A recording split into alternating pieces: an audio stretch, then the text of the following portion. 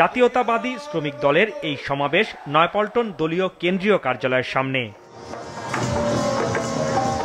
সমাবেশ ঘিরে সকাল থেকেই রাজধানী ও আশপাশের জেলা থেকে ছোট ছোট মিছিল নিয়ে নেতাকর্মীরা আসতে থাকেন। নয়াপল্টন সড়ক পরিপূর্ণ হয়ে গেলে একদিকে কাকরাইল, অন্যদিকে ফকিরাপুল পর্যন্ত বিস্তৃত হয় সমাবেশ। বিএনপির ভারপ্রাপ্ত চেয়ারম্যান তারেক রহমান ভার্চুয়ালি যুক্ত হন শ্রমিক সমাবেশে। শ্রমিকদের ন্যায্য মজুরি আর অধিকার প্রতিষ্ঠার দাবি জানিয়ে এতে বিএনপির সিনিয়র নেতারা বলেন, ফ্যাসিবাদের পতন ঘটেছে, তবে গণতন্ত্রের পথে উত্তরণ ঘটানো যায়নি। রাজনৈতিক দলগুলোকে ইগনোর করে, অবহেলা করে, জনগণকে অবহেলা করে এমন কোন চুক্তি করবেন না যে চুক্তি বাংলাদেশের স্বার্থের বিরুদ্ধে যাবে। বিএনপির ভারপ্রাপ্ত চেয়ারম্যান তারেক রহমান বলেন, অন্তর্বর্তী সরকারের অনেকেই ফ্যাসিবাদ বিরোধী আন্দোলনে থাকা দলগুলোর মাঝে অনৈক্য উস্কে দিতে চায়। আগামী নির্বাচন নিয়ে সুনির্দিষ্ট রোডম্যাপ দেখতে চায় জনগণ। প্রয়োজনীয় সংস্কার সম্পন্ন করে আইন শৃঙ্খলা বাহিনী, বিচার বিভাগ এবং নির্বাচন কমিশনকে প্রস্তুত করুন। সুনির্দিষ্টভাবে আগামী জাতীয় নির্বাচনের রূপরেখা ঘোষণা করুন।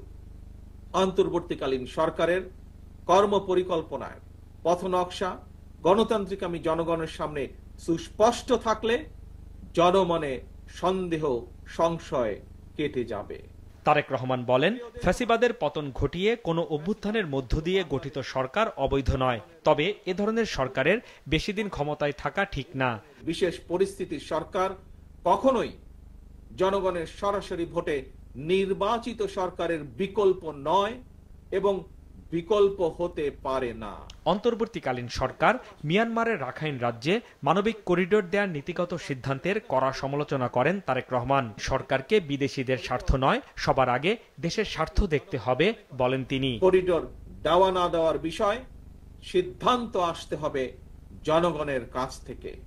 সিদ্ধান্ত আসতে হবে জনগণের প্রত্যক্ষ ভোটে নির্বাচিত জাতীয় সংসদের মাধ্যমে। আমাদের বক্তব্য স্পষ্ট, বিদেশিদের স্বার্থ রক্ষার স্বার্থে নয়, অন্তর্বর্তীকালীন সরকারকে সবার আগে দেশের জনগণের স্বার্থ নিশ্চিত করতে হবে। কারণ মিয়ানমার, ভারত, পাকিস্তান কিংবা অন্য কোনো দেশ নয়, সবার আগে বাংলাদেশ। এটিই হতে হবে আমাদের একমাত্র লক্ষ্য।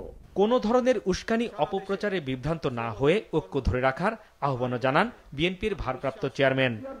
মে দিবস দিচ্ছে ডাক, বৈষম্য নিপাত যাক, এই স্লোগান নিয়ে জাতীয়তাবাদী শ্রমিক দলের আয়োজনে এই সমাবেশটি অনুষ্ঠিত হয়। সমাবেশে বিএনপি নেতারা আবারও দ্রুত নির্বাচনের দাবি জানিয়েছেন। তারা বলছেন, গণতন্ত্র এবং ভোটাধিকার রক্ষার জন্য গত 16 বছর যেভাবে তারা রাজপথে ছিলেন, একটি সুষ্ঠু গ্রহণযোগ্য ভোট আয়োজন না হওয়া পর্যন্ত তারা রাজপথেই থাকবেন। হাসনাইন তানভীর, মাছরাঙা সংবাদ, ঢাকা।